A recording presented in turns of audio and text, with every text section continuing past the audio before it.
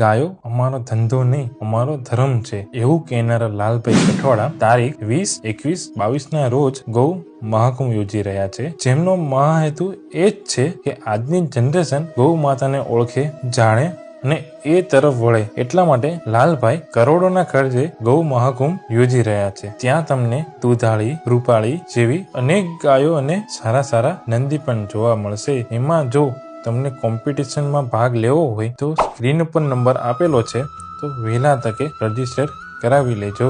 અને જો આ કોમ્પિટિશનમાં જીતનારને પહેલા નંબર ઉપર 700 ગ્રામની ચાંદીની મૂર્તિ અને 51,000 રૂપિયા ઇનામ રાખેલ છે, અને બીજા નંબરમાં 500 ગ્રામની મૂર્તિ અને 31,000 રૂપિયા રાખેલા છે, અને ત્રીજા નંબરે 300 ગ્રામની મૂર્તિ અને 21,000 રૂપિયાનું ઇનામ રાખેલું છે. તો મહેમાન તમને ફરી વખત યાદ કરાવી દઉં છું કે 20, 21, 22 ના રોજ મહાકુંભ યોજાઈ રહ્યો છે.